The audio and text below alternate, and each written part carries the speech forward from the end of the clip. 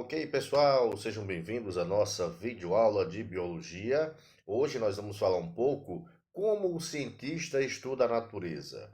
Como que é uma lei, as teorias, as hipóteses, o que é que a ciência fez de bem para a humanidade, o que é que ela produziu também de malefício para a humanidade, tá? Vamos tentar desvendar durante a nossa aula de hoje, beleza?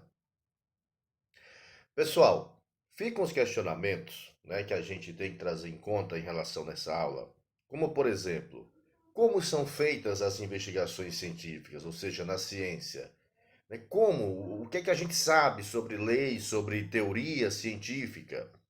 Será que cabe à ciência resolver todos os problemas da sociedade? São questionamentos que nós tentaremos, durante a nossa videoaula, decifrar. Tá bem, pessoal? Vamos para frente. Pessoal, primeiro nós temos que nos perguntar o que é ciência, tá? E o termo ciência, ele vai englobar tanto o processo de aquisição, né, o de conhecimento sobre o mundo, como o próprio conhecimento adquirido por meio do processo científico, né? Nesse processo de investigação científica, nós vamos, por exemplo, aparecer as perguntas originais. O que são essas perguntas, pessoal? Eu observo algo e vou tentar desvendar o porquê daquilo está acontecendo naquele momento, tá? O que é que ocorre? Por que está acontecendo? Esses são questionamentos originais. A partir desses questionamentos, pessoal, eu vou descobrir novas questões. Se eu sei, eu não sei ainda o porquê que está acontecendo aquilo, eu quero descobrir. Então, eu vou formular outras perguntas, outros questionamentos que serão aprofundados e aí nós teremos uma resposta concreta lá no final, tá? Vamos para frente. Um dos pontos principais dentro da investigação científica, pessoal, é a formulação de hipóteses. E o que é hipótese, né? Então, olha aí, ó. A palavra hipótese, ela assume diferentes conotações e vai depender do contexto em que originalmente ela está inserida. Porque ela pode ser uma suposição, né? Ela pode ser acertada ou não, né? Então, a partir dessa hipótese, eu vou começar a formular outros questionamentos e tentar decifrar e desvendar durante a minha investigação científica, tá? Observe, a gente elabora uma hipótese, ou seja, é uma tentativa de apresentar uma solução para aquele problema, para aquilo que a gente está investigando, tá? Como eu já frisei, né, a hipótese é muitas vezes associada a uma solução provisória, ou seja, que ainda não foi testada. É por isso que nós vamos observar que ela faz parte, inclusive, lá do método científico, tá, pessoal? Ou seja, e eu, a partir dessa hipótese, né, aí o cientista vai poder fazer previsões e testá-las por meio de observações ou experimentos, né? E por fim, claro, ele vai analisar os resultados do teste e concluir se a sua hipótese é verdadeira ou falsa, né? Ele pode ainda também concluir que é possível confirmar ou descartar essa hipótese. Pessoal, beleza? Para frente? Nós também, dentro do processo de investigação científica, pessoal, nós temos aí o método científico. O que seria esse método científico, pessoal? Analisem aí, ó. Ele é um conjunto de procedimentos, né, por meio dos quais um cientista ele vai conseguir propor um conjunto de explicações para o fenômeno que está acontecendo, constituição e formação de materiais específicos, tá? E esse método científico, ele segue, né, uns passos, eles devem seguir uns passos que a gente vai frisar agora aqui para vocês. Observem aí. O primeiro passo de uma investigação científica utilizando o método científico é a observação. É aonde o pesquisador vai observar uma determinada matéria ou um determinado fenômeno que está ocorrendo e está intrigando, né, o cientista. E ele vai começar a observar. É a partir daí, tá? Um segundo passo, pessoal, é a elaboração do problema, ou seja, é o questionamento. Ele vai elaborar perguntas sobre esse fenômeno ou material analisado. Por que está ocorrendo? Como é que pode ocorrer? Né? O que provavelmente será? É a fase de perguntas, tá? O terceiro passo, pessoal, do método científico é a hipótese. Lembra que eu falei no slide anterior? Ou seja, essa hipótese ela vem para tentar responder as perguntas que foram feitas no passo anterior, na elaboração dos questionamentos. Será que isso ocorre por conta disso? Isso é uma hipótese que eu estou sugerindo dentro da minha investigação científica, tá? O quarto passo, pessoal, é o experimento, a experimentação.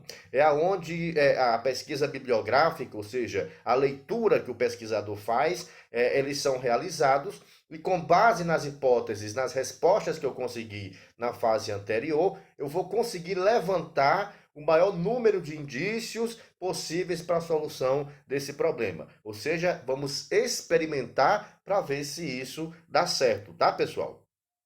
O quinto passo, observem aí, é a análise dos resultados, tá? Ou seja, aqui o cientista vai analisar, né, cada um dos resultados para verificar se eles são suficientes para explicar cada um dos problemas levantados lá no segundo passo, tá? E se estão de acordo com as respostas que ele encontrou nas hipóteses, tá bem?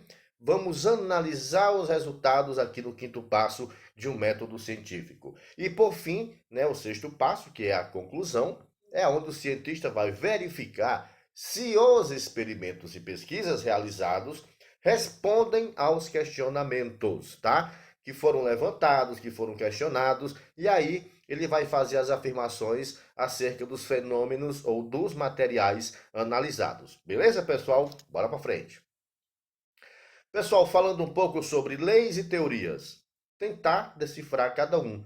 O que é uma teoria, né? Por exemplo, as teorias são explicações bem fundamentadas para descrever os eventos que você quer provar, tá? Por exemplo, numa teoria vai envolver hipóteses que já foram testadas, né, diversas vezes, fatos, leis, tá? Uma teoria ela pode soar como uma explicação definitiva, mas também pode vir a ser derrubada, pois não a teoria geralmente não é uma verdade absoluta, tá, pessoal? Inclusive, nós temos algumas teorias que já foram derrubadas no decorrer da história, tá? Já o que é uma lei? É uma regra com base em algum fenômeno, ou seja, uma generalização confrontada, testada, validada, frente a um amplo conjunto de fatos com sentido cronológico, lógico e casual, ou seja, algo comprovado. Então, passa a ser uma lei. Só ocorre por conta disso. Eu testei, deu certo, é por conta disso, então passa a ser uma lei, tá, pessoal? Nós temos exemplos aí, por exemplo, a lei do movimento de Newton, a lei da gravidade também, né, de Isaac Newton, esse nobre senhor que você vê aí na imagem a seguir, tá? Então, teoria são explicações bem fundamentadas, mas que podem ser derrubadas futuramente. Já a lei não, é algo comprovado, testado e eficiente, beleza? Vamos para frente. Vamos falar agora, pessoal, dos limites da ciência. Como vocês podem observar, né, aí nas nossas imagens, né, pessoal? A ciência e a tecnologia, de fato, elas são ferramentas poderosas e muito eficazes, né? Como podemos observar, nós temos aí, ó, o celular que veio para nos ajudar, os robôs que vieram também para nos ajudar, as construções modernas que vieram para nos dar conforto, né? Quem pode fazer uma construção dessa para morar confortavelmente.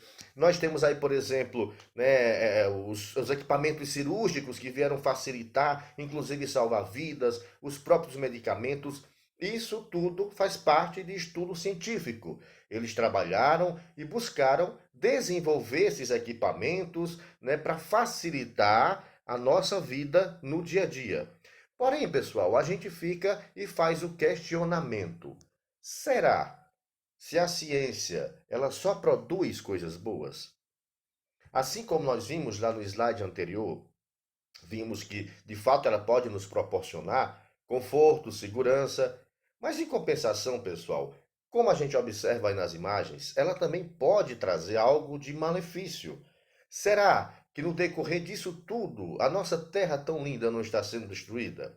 Os recursos naturais não estão sendo esgotados por conta de uma sociedade cada vez mais consumista? E a ciência não faz parte disso? Então, se você analisar aí, a terra é linda, muito bonita, mas infelizmente, pessoal, o avanço tecnológico também está fazendo com que ela venha a ser destruída. O homem, utilizando a ciência, é capaz de provocar malefícios infinitos, né, para a população e para o planeta Terra. Observem aí quando a gente vê, por exemplo, os aviões que soltaram as bombas nucleares sobre Hiroshima e Nagasaki. O homem, os cientistas desenvolveram o enriquecimento do urânio que transformou em bombas nucleares potentes, né? O petróleo, a extração do petróleo do fundo dos oceanos, que hora por outra também causa enormes prejuízos à natureza, né? A ciência, ela tem que ser usada, pessoal, da medida correta, da medida certa, dentro dos limites aceitáveis para que a população não venha a sofrer futuramente por conta do seu avanço em excesso. Estamos vendo, por exemplo, o enriquecimento de urânio, as calotas polares nos degelo, que daqui a pouco alguns países podem inclusive ficar submersos no mar. Isso tudo por conta de que gases que estão sendo jogados na atmosfera, poluição em excesso, escassez de recursos naturais, tudo isso também faz parte, né, da ciência. Então, pessoal, a ciência, ela traz coisas boas, mas também pode trazer malefícios. O que a gente deve fazer é saber dosar, saber utilizar a ciência a favor nosso e do nosso planeta Terra. Beleza, pessoal? Muito bem. Por hoje, já? Por hoje é só, muito bem. Aula breve, curta, um assunto bom, bem interessante, mas eu quero que vocês foquem nisso aí, ó. O sucesso é o acúmulo de pequenos esforços repetidos dia a dia. Façam esses esforços. Prestem atenção na videoaula. Se esforcem em mandar as atividades, tá? E mais uma vez, eu sou muito grato pela atenção de todos vocês. Foco nos estudos. Valeu!